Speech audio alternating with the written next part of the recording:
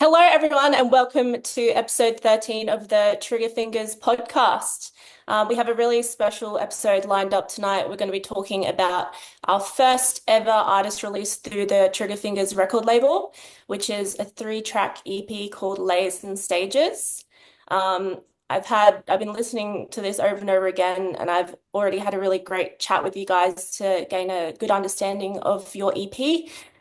So my first question to you guys, just to kick things off. So when I was listening to the EP, I kind of got a lot of influences like from futuristic, kind of gaming, sort of apocalyptic vibes, that kind of thing. So my first question to you is, if you were each a final boss and your power was your favorite production technique, what would your power be, and who do you think would win between the three of you guys? Or, I mean, mine's kind of an obvious answer because I'm just an absolute sound design nerd. So it would just be neuro-based design easily. Like, it's like if you could top me in sound design, you win. But I don't think anyone can in this chat. Mainly because I've spent too much time on it, making weird, stupid alien noises. But Yeah. that's me. Like mine sitting with you and just looking at all the different noises that you make and then seeing them in the tunes that you put out as well. It's really cool. No, I appreciate I it. would just be fucking frog noises, just making loads of frogs. And for me, it would be amens. I love using amens and breaks and chopping them up and something about them drums. It just does things to me, man.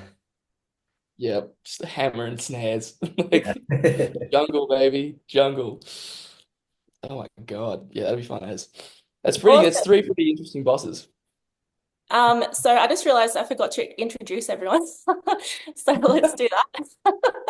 So for those of you wondering who I am, my name's Kayla. I'm the host for tonight, and I'm the newest recruit to Trigga Fingers. And tonight I'm joined with Data Roaming, aka Lucas Hansen, Yo. Ceadie, aka Caleb Eady, Oh and wow. Philp, aka Liam Philp. So it's great to Yeah. chat with you guys tonight. Do you guys want to just tell me a little bit about your new EP? Oh man, it's like where do I even start? Because like I feel like there's a big debrief on it, but I mean no one has the attention span these days to read it. So the Layers and Stage EP is really cool because it's like obviously the last release of the data roaming project, and the fact that it's a release that consists of just nothing but pure collaboration from like local Brisbane talent is very special to me, I think. And it's also a very like pretty broad um like a spectrum across like three different tunes that like goes from like well within the jump up space anyway. There's a showcase of a lot of the different like main core styles of jump up whilst fusing that with sound design from things like Neuro and Jungle. So it's very unique. I think it's a very special release. It's an honor to have it on the label too. It's very cool. With the EP, it's kind of like a goodbye to Jump Up. So would you Yeah. say you're going out with a bang? Yeah, it's a big fat statement farewell. So um yeah, it's very cool. I'm very excited for the new chapter, that's for sure. Obviously, there's a lot of collaboration on this EP. Do you want to tell me a little bit about that? Yeah, I mean like I think like Caleb and I have written like can a countless amount of tunes. I think like publicly released, there's like after this there'll be five tunes from Caleb and myself, like out in the world, five or six, I think. But like collaboration's a very special thing for me. Like I don't do it with everyone. I do it with people that I get along with personally, but also people who like I see can bring as much to the table as I can, and the boys are obviously more than fucking capable of doing that. And I think it's also really important to like to highlight that like it's a cultural thing, which I personally think that Australia lacks a lot of at the moment. And like to really put like a spotlight on producers is a very important thing to me. So to be able to do that, like and nothing but that in this CP is super, super important. How did the collaboration come about? How did you guys all meet each other? Oh, okay. I mean, I think Caleb and I met each other like years ago. Just going to raves. I think it was massive. Like it must have been massive. Is that the Triffid I think I came up to? I Yeah, they're like like, I like He'll wait. Die Roaming. And it's like, hey, this is Ceadie. I was like, fuck. Because like we've been doing a whole bunch of stuff in the local scene, but we never actually met each other and talked to each other. I think like where did I meet you, Liam? I think fuck. That would have been like wouldn't have actually been all that long ago. It would have been like a year or two That ago, I would have been think. fairly recent, I reckon. Yeah. I don't actually know, to be honest, but definitely would have been through some kind of event, probably, or Well, your shot. I think it was your shot, yeah, actually. possibly your shot. Yeah. Just shortly after that because I was judging that year. I think that was my first year as a judge at your shot too, and then obviously you won your shot at the wild cards, and we're like all of us were just going fucking crazy over in the judge space. We were just like holy shit, and then I think I made it a point to go over and meet all of like the stage winners and stuff afterwards because I just love talking to people, especially when you're a little bit hammered on too much fireball. So I was like, yeah, I'm fucking crazy. And so all the boys sort of met through like the rave scene, I guess. Music producers, listen up. This one is for you. Now, Trigga Fingaz Records is open for business, and we are on the lookout for brand new music to sign to our label. Now, we're accepting all styles of music, but please, guys, just keep it to jungle and drum and bass only. Now, whether you're a seasoned veteran in the game or you're just breaking in, we want to hear from you. Now, the best way to send your music, there is two ways. You can either go to our website, triggafingaz.com, and there is a page on there for you to upload your demos, or you can drop us an email at demos@triggafingaz.com. We look forward to hearing what you've been cooking up. Big up, guys.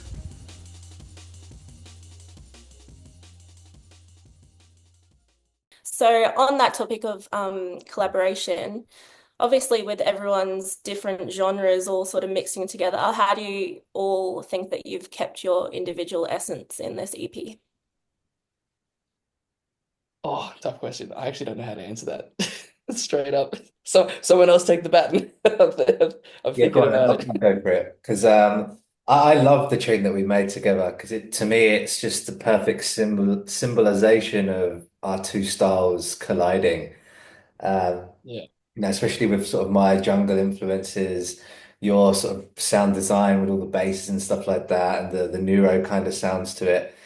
Um, yeah, I found coming together and making that tune, it was not only was it really fun to make, but I feel like the finishing product is just something that's so cool, I think. And it's been going down an absolute treat on the dance floors because I think we've been sitting on this tune for must be close to a year now, I reckon.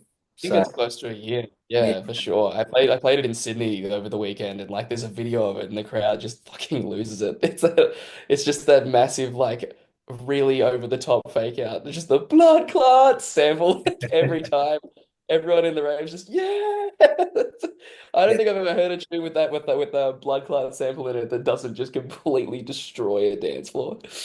Like yeah, great. It's like gives everyone a break from like your classic two-step drum pattern as well. yeah, It's got more another swing, more like snare driven stepper pattern. You don't really get a lot of it at the moment because mainstream like D&B is all like dance floor and jump up and it's very minimalistic, straightforward two-step drums. So it's more of like a breath of fresh air in terms of heavy drum and bass music, yeah. in And my opinion. that particular tune that we made, Laminator, people have been asking me that for that tune for so long. It's just, I'm Yeah, really I've had a lot of DMs. to get it out there and share it with the world. Yeah, it's sick. It's time. It's time that It's it's time. not just ours anymore, it's everyone's. Yeah, it's really cool. Yeah, Yeah, legally. nice. So with the EP, it's obviously a three-track EP. So we've got Could You Imagine, Laminator, and Lethal. Did you want to tell me a little bit about each track? Just a little summary from you guys? Yeah, well, I'll start with Could You Imagine because that track actually wasn't supposed to be on the EP. I sent that as like, oh, this is just a thing that we did because fucking Caleb and I made that tune for an intro to like our first ever back-to-back publicly that we did because so many people were always like, how have you guys made so many tunes together but never played like a set live together? And we're like, well, if we're gonna do it, we're just gonna go like all out and just bring as much production as possible. And we figured like we just do the classic like DJ intro thing, which ended up being Could You Imagine? Which was like a lot of fun. It was very obnoxious because we were just like, let's just take the piss like as much as we possibly can. But yeah, if the boys have anything to say about the other tunes, Lethal was a fun one. I'll let Caleb tell the story on that though. It was kind of it was just like a weird intro I think I made. It was like with that nuclear sample at the start, and I sent to Lucas. I was like, oh, let's jump on this, and I think it went through 4 or 5 different versions of the song until we found like the first drop being that more minimal kind of jump up to now the second drop being I don't even know what you'd call it, but like stadium kind of jump up. Just like tear Uh, out. Yeah, Oh, pretty much like tear out jump up. yeah. Um, yeah, we just went from like a little intro to what it is today. So it was a real fun tune to make, real fun. I think like you originally sent me that and you were like, what do you reckon of this? Because that's just how we open up conversations these days. It's like, boom, SoundCloud link. What do you reckon? Is it shit or is it not shit? And I was just like, can I get on this? I was like, what is that? And then yeah, like we sort of like I had sort of sat on it for a really long time, and then I sort of had this the first main drop idea, and then we bounced it backwards and forwards a few times until the end. Laminator was different though because I think Liam was actually living with two of my homies at the time in the valley, and he was like, "I got this space now. I could actually write music. Like you should come over, and I want to write with people before I leave the country." And I was like, "I'm there, boys. Let's go." So Yeah, it's we like, we wrote sort the of, track in like 3 or 4 hours, didn't we? Just like one yeah, after I think it was and most went of it on was it. written in one session. Yeah. Actually, I think the entire thing was pretty much written in one Yeah, I session. think it That's was. the I think fastest a it song has was. ever come together. Yeah, I love it it was when a you're lot of fun. just in that mind state where you're just sort of bouncing ideas back and forth and it just flows so easily. They're the best Yeah. sessions. Yeah, like, and it's one of those moments where like you just don't take things too seriously. You're just like, oh, we could just do this. Like, let's see how it works. Let's see if it works, and then it does, and then that idea leads to another one, and the flow state continues, and it's just this natural progression where things just fall like together, Yeah. which is a lot of fun. Yeah, Yeah, I love that the EP is just so different, but it just works. Like it really flows between each track, even though they're also different. So at this point of time, the press release for the EP has been sent out and it's received some really great responses so far. And it seems like so far, Could You Imagine is a favorite. Is that a surprise or? it actually is. It is to me like because again, like it was a joke track. Like it was supposed to be like written as a joke and funny and like just a Especially with fun. the samples we used. Yeah. Just, just taking the piss of Siri basically having a go at like how stupid and obnoxious Australians are who play jump up. Like and then memes, like there's the brother meme in there somewhere. I think that Like peanut butter kid as well. oh fucking ah. Oh God. I was like, okay, of course the one that like we didn't take seriously at all is the one that people love the most. Because Lemonade is my personal favorite. Like sorry, Caleb. It's But like alright. we have enough big tunes out that I can say that's definitely my favorite one. But yeah, I'm more of a left field guy anyway. I'm into the more niche styles, so it's more like when it's as soon as something becomes like less normal, it's like, hoo, it's interesting. My like tickles my brain. And so Lemonade kind Anyway, Um, of why would you say Lemonade is your favorite? um like well obviously because it is different. Like I think that's the biggest one. I don't think there's not a lot of jungle that gets around at the moment that brings a lot of like high energy outside of just the drums. Like because aim and breaks and like heavy jungle drums are always like that's the main core energy of the song. Whereas like in Laminator you've got more sound design that drives alongside the drums as well. So when the drop hits, it's like enormous. Like you don't really get that as much in jungle. Jungle's more of like a really fun, like driving, rolling groove for the most part, I think, from what I've experienced seeing people play jungle. So it's a unique take on it, and it's also like again, it's a breath of fresh air that like I don't just have to listen to the same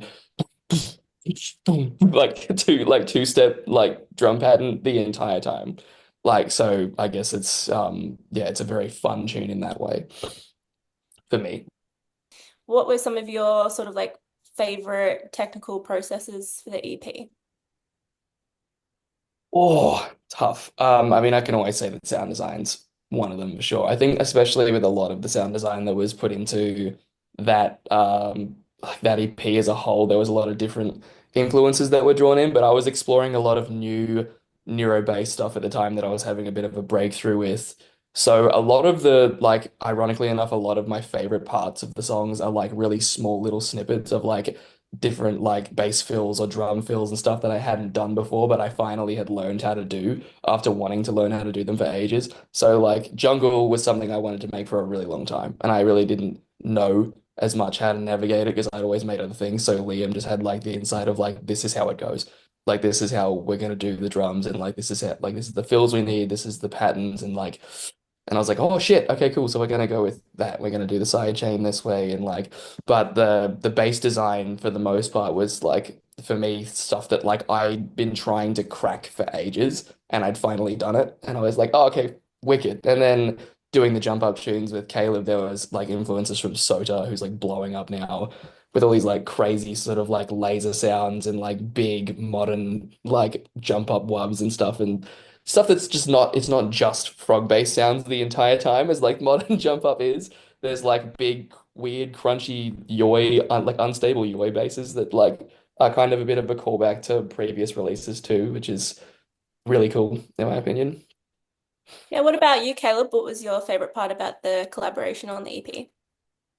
It was definitely, I'd agree with Lucas, the sound design aspect, because every time me and Lucas have like worked together, we've both like kind of taught each other something new in regards of like either like production or like sound design, especially with Lucas, he's more focused on like neuro, those kind of basses where I've always been focused on like jump up basses. So like being able to like merge the two and kind of like merge the sound and work together has been like really sick and really like cool to like see it all like fold out with how it has. Yeah, and how about you, Liam? For me, my favorite part of this was obviously working with Lucas. It was someone that I'd wanted to work with before I left Australia, so it was a huge honor to be able to work with him. And also, a lot of the music I have been making up to this point has been very more on the melodic, sort of chill side. So I knew that working with Lucas and myself, there'd be that kind of fusion between two different styles, and also just I love collaborating with different artists because there's so much you can sort of take and learn from other people. Um, so yeah, that's probably been the best part of that for me because I sort of the best way that I can learn personally is always sort of working alongside people, and I'm a doing person. I struggle to watch videos and learn that way. So I much prefer sort of seeing how other people do it and seeing how I can apply that into my own productions as well. Um, and also, I do remember when we made this tune, I think Lucas was in a bit of a writer's block for a little while, and he said to me that that session sort of reignited his flame. So that was a really good, well, it was a really nice thing to hear actually. So I'm glad that that session did that for you, mate.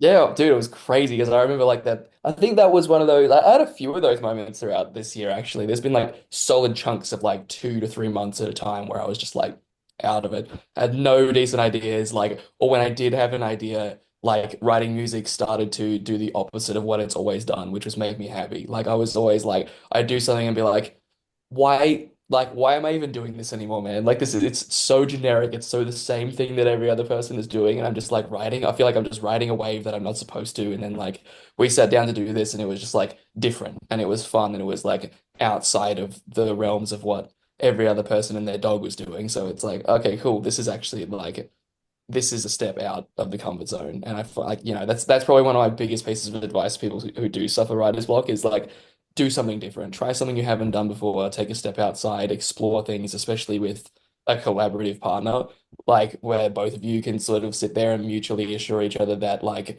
no one's judging you, like you don't have to meet a particular quota, or you don't have to be like worrying about like what sort of content do I need to make for this or whatever. You're just sitting there having fun, chatting absolute rubbish and making a tune.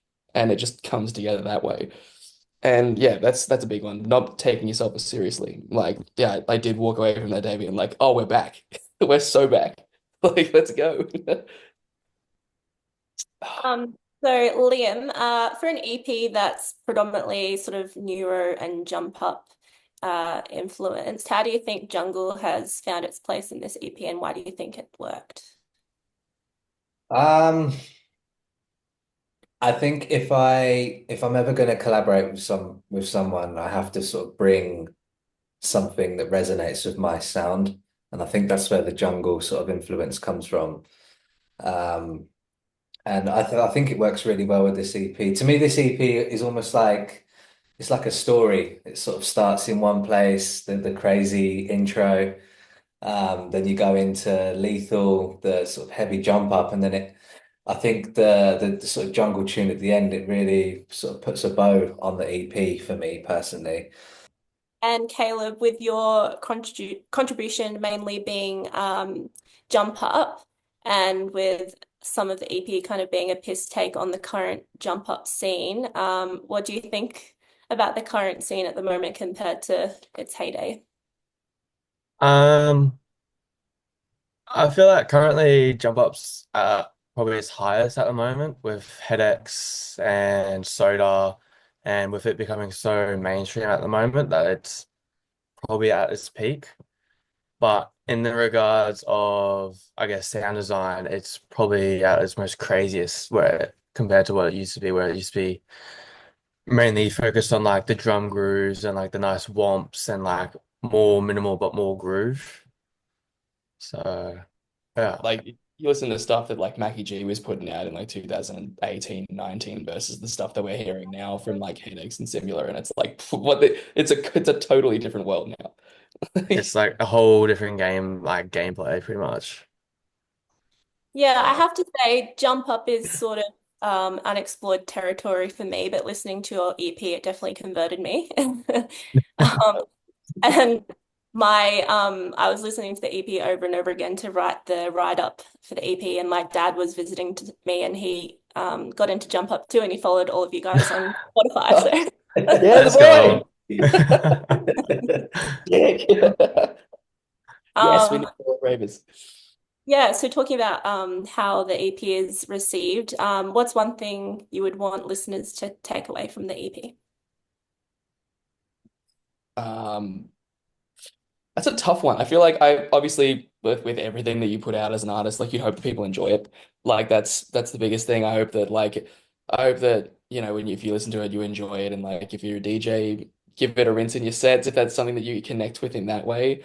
But I hope that like it's kind of weird because there's people who haven't really even discovered any of us yet because we're also kind of small. But like if someone was to discover my project after the fact, it's kind of like, oh, you've discovered like the last release that this project ever put out, which is which is kind of wild. But um I hope that like I hope that people can listen to it and not just think, all right, cool, it's just another handful of jump up tunes. Like I hope that people listen to it and go, oh, okay, this is actually kind of interesting. Like because I know that there's like a lot of the things in the modern jump up world and the modern drum and bass world have kind of had this formula the whole time of like, all right, cool, crazy suspenseful build up, three or four obnoxious fake outs, and then just a really brick wall noise drop. And it's like there is that we do play on that in the EP, but like there's more than that. Like there's and it tells a story, and I hope that the story resonates with you in a particular way because I know that when you write music, like you have a particular meaning to it when you write it, but like how someone else perceives that isn't always going to be the same. So I hope that when you listen to this EP and you take it in, you find your own meaning and like yeah, like for it. And I hope that like it resonates with you in a way that like you can connect and understand with it. How do you think labels like Trigga Fingers can shine a spotlight on local homegrown artists? I mean that's probably a question more for Liam, but I think that like labels, a huge thing that labels do have, especially for local artists, is a mailing list and like is the grind that they put into sending the music out to people who have no idea who we are yet. Like we have like I know for a fact that Georgie Riot has listened to the EP now, and she probably knew who none of us were before this. I met her in person, I think maybe last year, but I highly doubt that she remembers meeting me out of all of the other people that she met on the boat. Like, so the fact that she's now listened to something that I've created is kind of insane. We would have never had that reach without like Trigger Fingers doing the work, like and putting in that effort.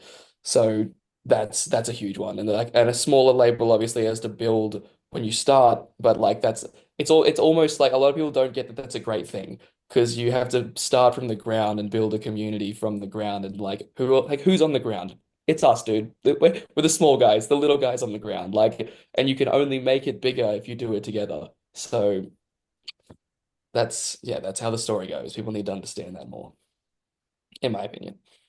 Yeah, what do you guys think about the current state of the drum and bass scene in Brisbane or Australia? Oh, don't know if I want to say anything about that. I feel like was it like when you learned in high school, it was like you got nothing nice to say, don't say it at all. It's just like it's a little bit abysmal, in my opinion. It's kind of why I haven't really been showing my face a lot around the place.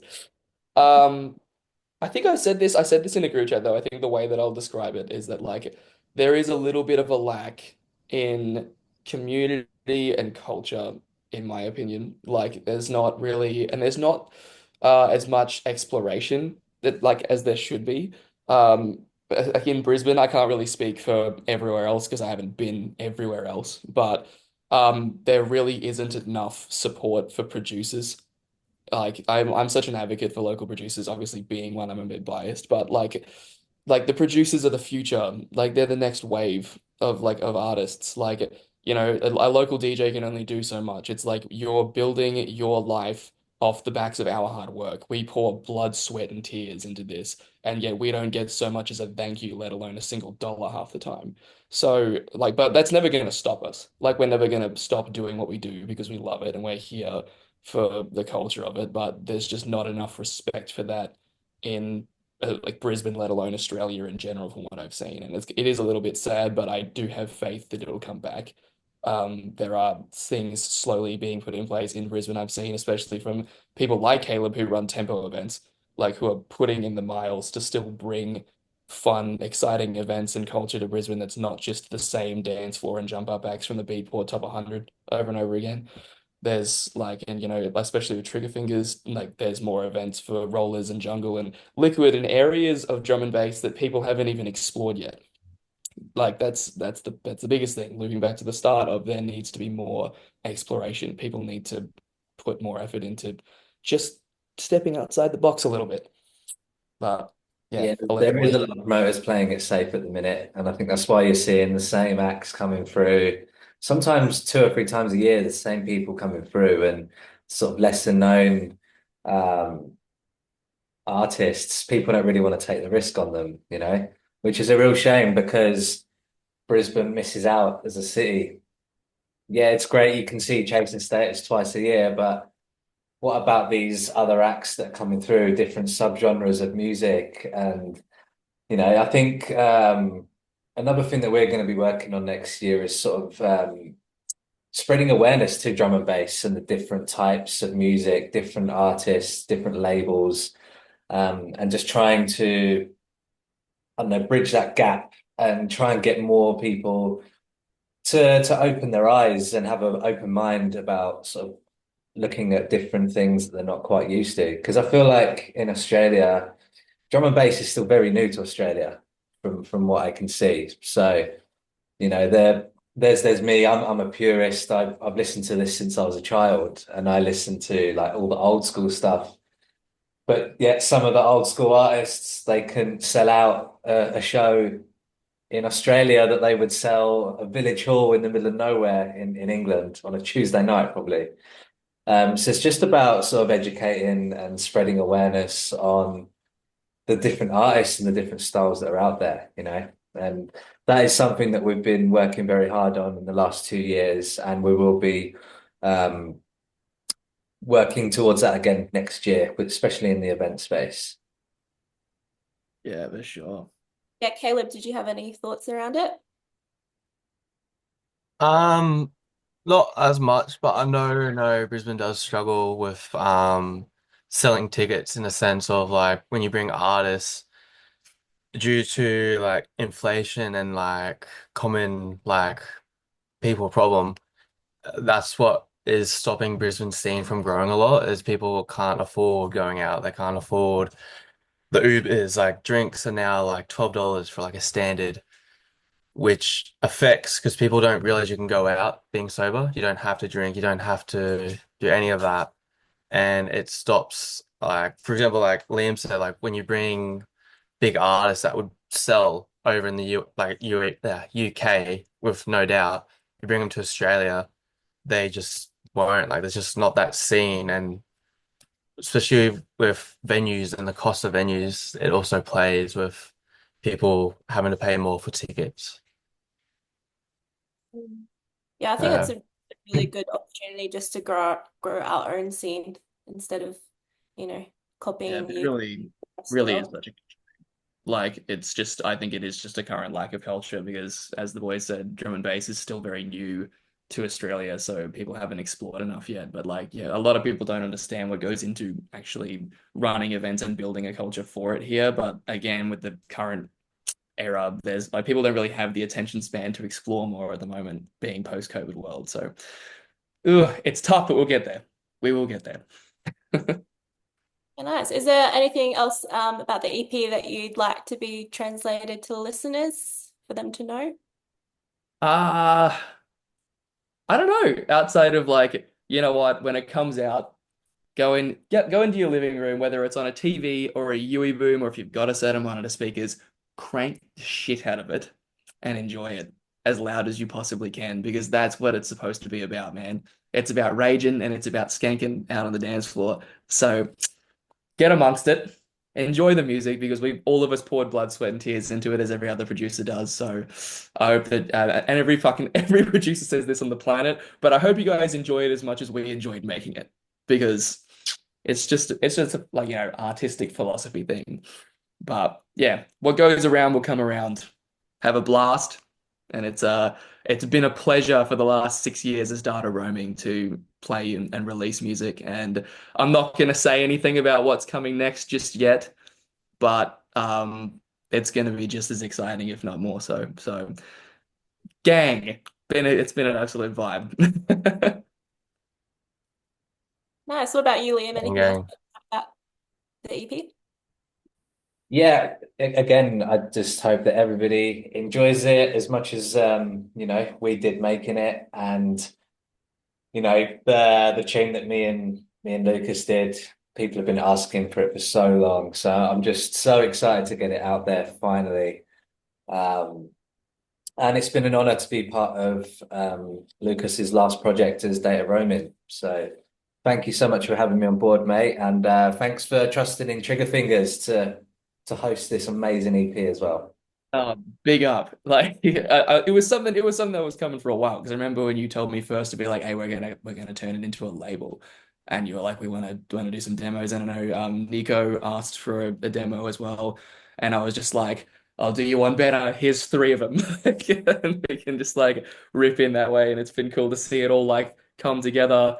Even though we had a couple bumps in the road for a sec there, because God, getting all those tunes mixed and mastered at the end was a bit tough, but we got there. We got through the bumps in the road and it was an absolute bop. So keen, January 31st, lock in. Let's drop some fucking tunes. Yeah, and on that note of next projects, what's next for all of you guys? For me, I'm actually heading to Vietnam next month. I'm going to be writing a load of tunes, basically going on a music writing retreat for 2 or 3 months.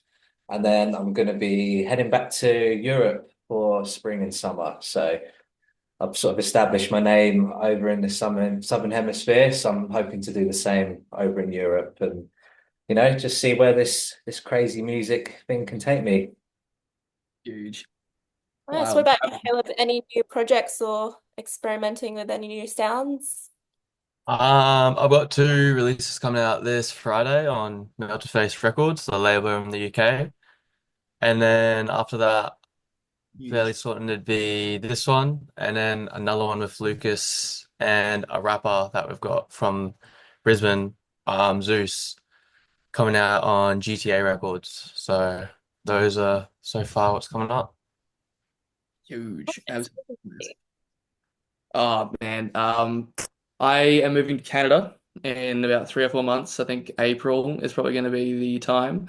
So that's going to be a 2 year working holiday that I'll be over there just smashing out music as much as I possibly can. Mostly doofs I'm aiming to. We're sort of integrating a lot into that bush festival scene. So it'll be a lot more like underground, like even more underground than I probably already am. Just really digging into it and having a good time and exploring a new world and a new sort of scene and culture. So I know Canadians get around bass music heavily, so it's going to be really cool to see what that world brings. But yeah, releases, there's going to be heaps more. There's still a few more for data roaming. So there's another one with Caleb on Die For Me Records coming out in like a week or two, alongside his new EP, which is huge, and we've been waiting for those tunes for ages. Yeah, the tune with Zeus is finally coming out, and then this EP, and that's all within the space of a month and a half. So, but like data roaming's far from over just yet. So gear up. So, Layers and Stages is going to be released on January 31st, so everyone can look forward to that. It's going to be available on most streaming platforms, but make sure to buy it.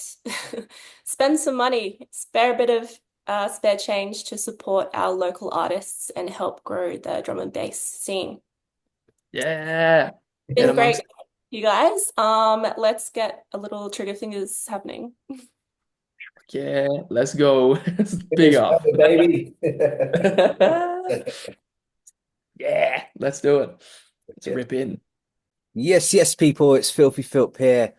And we're just going to add a little bonus footage onto the end of the podcast, as I'm joined by Lucas, also known as Henderson Rowe. He's just going to tell us Yo, a little bit more about the new project, where he moves away from data roaming and into Henderson Rowe. So how you doing, mate? You all right? man, cruising yourself. Yeah, all good, bro. All good.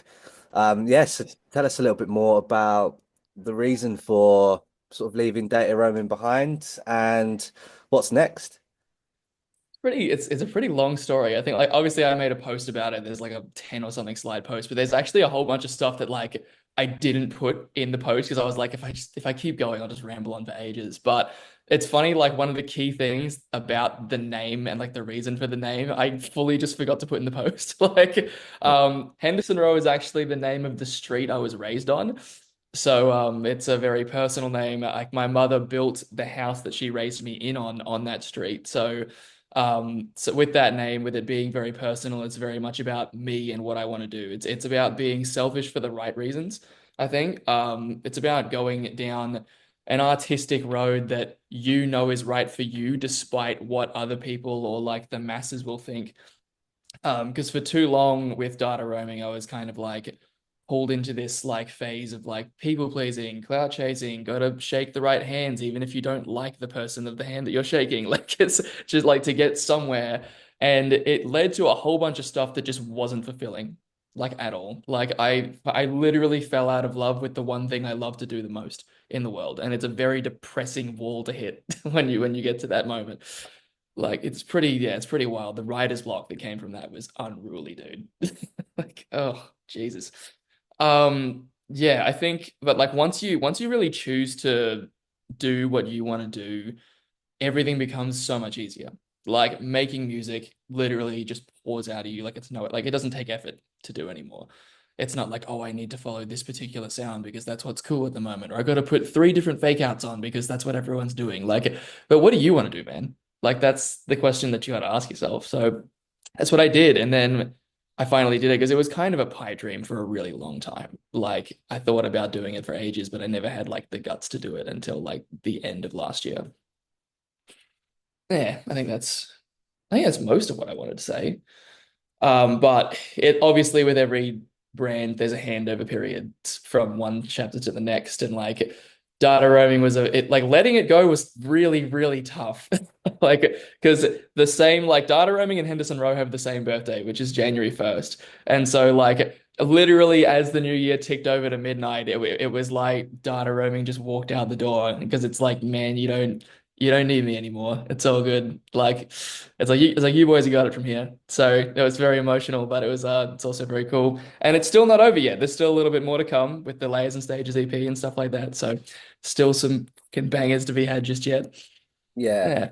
So you said it took you a little while to sort of let go of the data roaming Alias, was there a particular moment where you just knew that now was the right time, or was there like a sequence of events that led up to that, or That's a really good question. I think like um there was a point where I just snapped and it was like there wasn't gonna be a right time. There was just it has to happen now. Like it's like it either happens now or I leave the industry, which like it's not possible. I'm not fucking leaving. Like I could never quit doing music. So it was just it was literally a moment where I just hit a wall. I was just sort of like, bro, like it might not actually, you know what? It relates to a quote I saw recently where if you don't schedule a break for yourself and time for yourself, your body will schedule one for you, and it's not going to be at a very convenient time.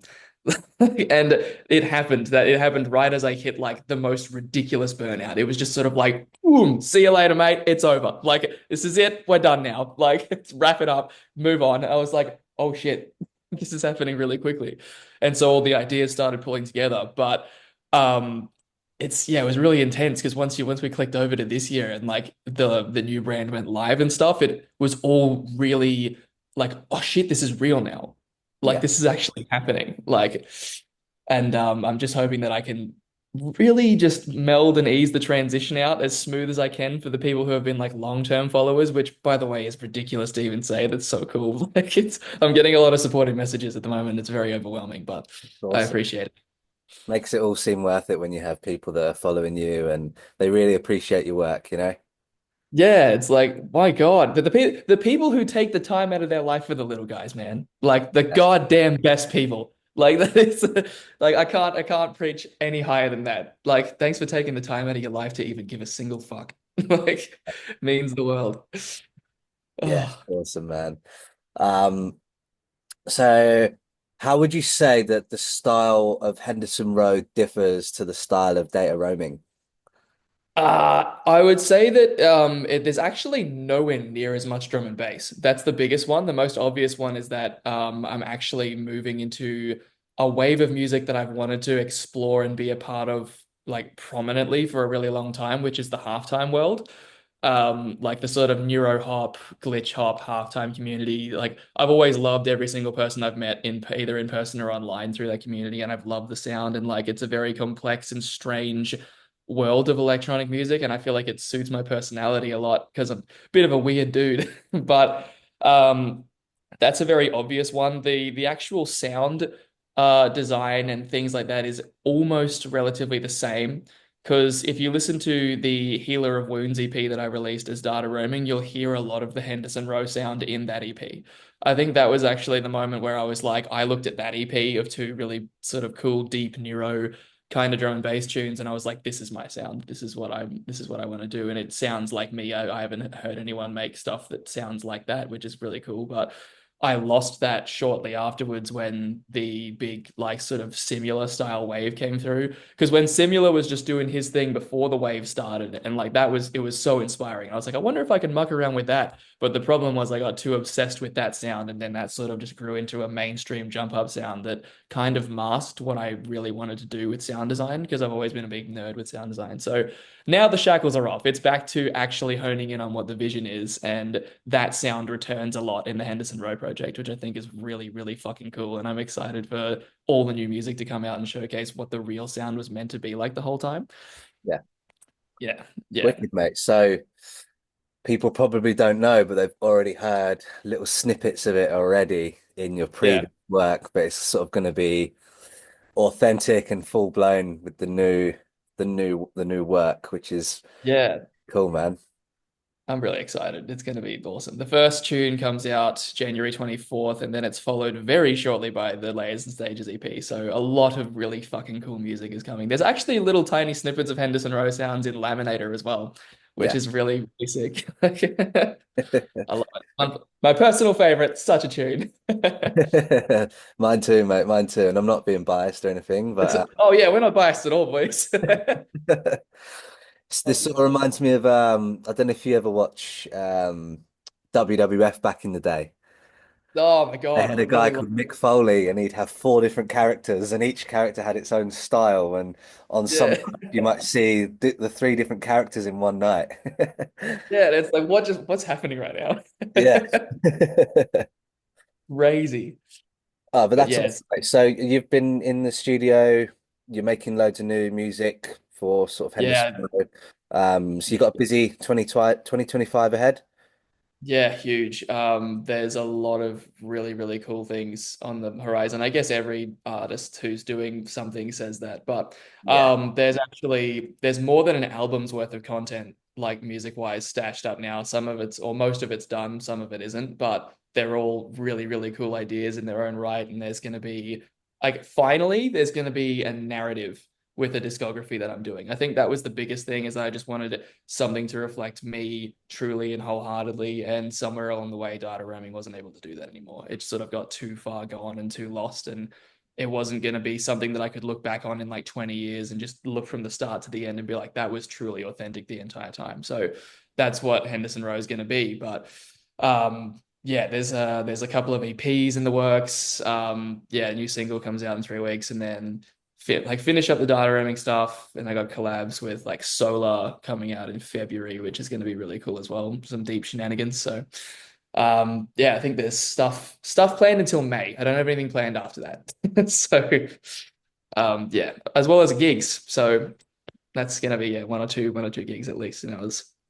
Yeah, well, we'll get to a little gig announcement in a moment, but it must be a really cool feeling to, feeling almost shackled by this data roaming alias and not feeling like you're being sort of true to your authentic self. And now the shackles are off and you can be Yeah. truly who you want to be. And that must be really exciting, man.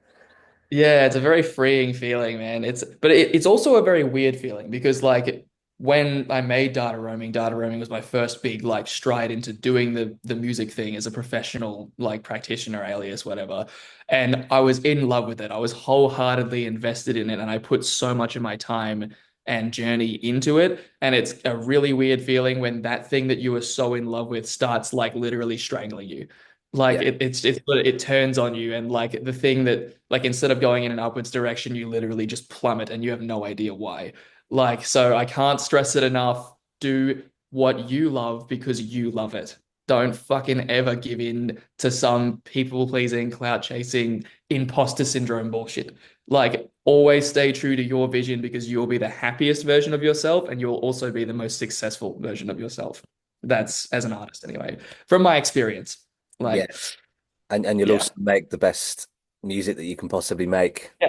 the best It'll art. just be banger after banger because you were just having so much fun making it. It's not a job anymore. Like producing ended up being a chore for me. That's why I stopped doing it. And now it's like I can't wait to get back on Ableton again. I'm gonna fucking make a smash up. Like it's Yeah, man. I love that for you, bro. I love that for you. a Um, great so yeah, vibe. we've got so you said you've got some gigs coming up. I will announce right now we haven't dropped it on the flyers just yet because we're still actually booking the full lineup. But Henderson Row will be playing at our Ed Solo show in Brisbane next month. Is that going to be your first Brisbane appearance under that name or Yeah, yeah, yeah? it will be my first Brisbane appearance so far because I've got nothing locked in before then. Yeah, Yeah, first official Brisbane appearance as Henderson Row in the full get up and the whole 9 yards. It's gonna wicked, be man. wicked. You're going to have Ed Solo coming over from the UK, Henderson Road, Brisbane debut. You do not want to miss this one, people. Trust me. It's going to be a big night. You'd be massive. It's also my little brother's birthday. It'll be the first time he ever sees me play live. So what a night to do it on. How Amazing. good. Even more reason to be there. Yeah. It's gonna be sick. I'm excited. Anyways, But bro, yeah. it's wicked chatting with you. And Layers and Stages EP, it's coming out on the 31st of January. So make sure you pre-save that. And when it comes out, please support it.